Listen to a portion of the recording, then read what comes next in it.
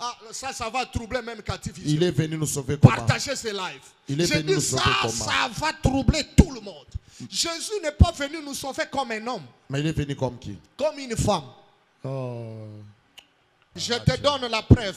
Jésus prend la parole, mon lopo, il dit combien de fois j'ai voulu vous rassembler comme une poule qui rassemble ses poussins. Pourquoi il n'a pas dit comme un coq? Mais il dit seulement comme une poule qui rassemble ses poussins. Mon lopo, je vais aller plus loin. Tu me provoques. Tu as tout le temps. J'arrive encore. Je vais te donner un autre détail. Ça aura vraiment beaucoup de précision. Il peut entrer. Je l'appelle rapidement. Il peut entrer. Celui que moi j'appelle, c'est Judas Iscariote. Ok. Judas me dira, papa, tu prêches bien?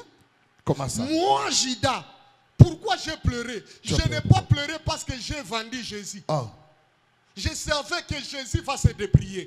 J'ai assisté à beaucoup de miracles de ces messieurs. Mais moi, Judas, j'ai pleuré parce que le prix qu'on m'a payé n'était pas favorable. Comment ça? Dans le livre de Lévitique, la Bible dit ceci. Si vous vendez un homme, vous le vendez à 50 cycles. Mais si vous vendez une femme, vous le vendez à 30 cycles. Maintenant, quand Judas vendait Jésus, lui dans sa tête, il pensait que Jésus était un homme. Oui. C'est pourquoi il s'attendait à 50 cycles. Maintenant, il était surpris. On lui a payé le prix de la femme. Il ne savait pas que dans le monde spirituel, Jésus ne nous a pas sauvés comme un homme. Il est venu nous sauver comme une femme.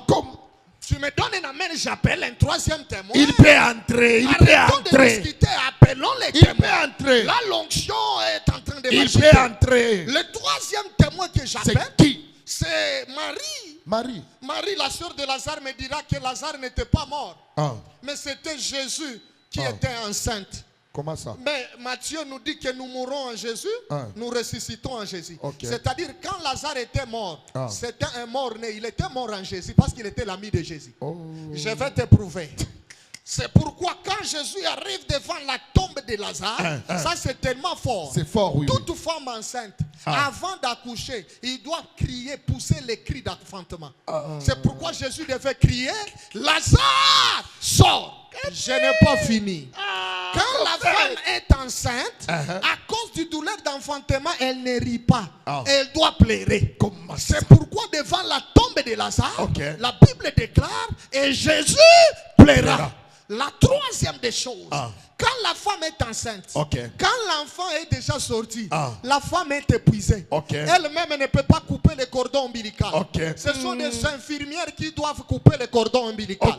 C'est pourquoi ce jour-là, Jésus-Christ, comme une femme enceinte, après la sortie de Lazare, il ne pouvait pas enlever la corde. Il a fallu Marie et Marthe comme des infirmières pour enlever la corde parce qu'il venait d'accoucher.